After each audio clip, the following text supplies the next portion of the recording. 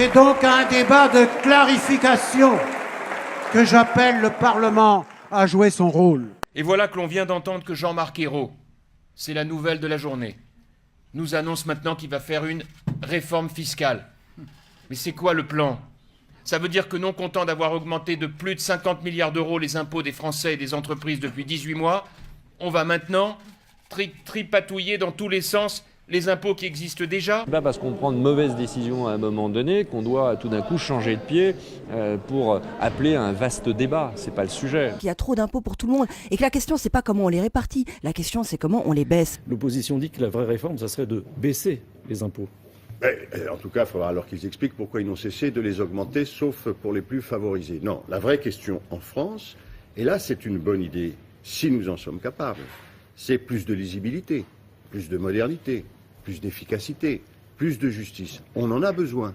Et moi j'appelle de mes yeux, j'appelle de mes voeux, une grande réforme fiscale, c'est-à-dire qu'on se pose enfin des questions sur la finalité de tel ou tel impôt et qu'on réfléchisse à assurer des prélèvements pérennes tout en ne donnant pas le sentiment qu'on confisque les Français. Chacun sait qu'on a un système fiscal relativement illisible, sur lequel d'ailleurs les uns et les autres nous avons des doutes maintenant, qui est, je dirais, assez ancien et qui n'est pas juste.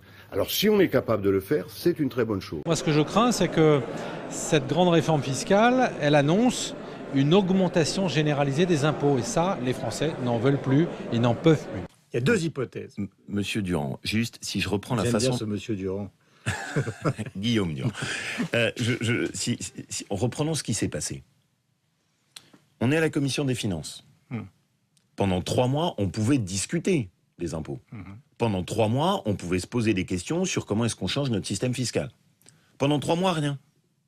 Le Premier ministre ne nous en parle pas une seule fois. Vous ne savez rien quand ça a été décidé. Quand l'avez-vous appris et comment ? Mais je l'ai appris par le Premier ministre avant qu'il ne l'annonce, ce qui est normal lorsqu'une impulsion est donnée. La veille de l'interview aux Échos ? Mais je l'ai appris quelques heures avant l'interview aux Échos, au moment où l'article s'apprêtait à apparaître. C'est-à-dire que vous tous, 7 ministres à Bercy, vous n'avez pas été associés à la décision.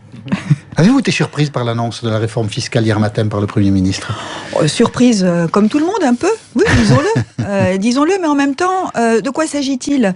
C'est, disons, le privilège du couple exécutif que de pouvoir, dans notre pays, décider de lancer des transformations de fond dans notre pays. Moi, je propose une dernière taxe, pour le gouvernement, l'auto-taxe. C'est-à-dire que désormais, chaque fois que le gouvernement a une idée nouvelle, il se taxe lui-même. La simplification de la collecte de l'impôt est très importante. Elle est très importante notamment pour les ménages, pour éviter les phénomènes de surendettement, pour éviter les mauvaises surprises fiscales de fin d'année. Mais moi, ce que je déplore absolument, c'est l'instabilité fiscale. Il faut arrêter de changer les impôts tous les ans. Et là, Jean-Marc Ayrault donne un très mauvais signal aux Français. On va encore changer les règles fiscales dans notre pays.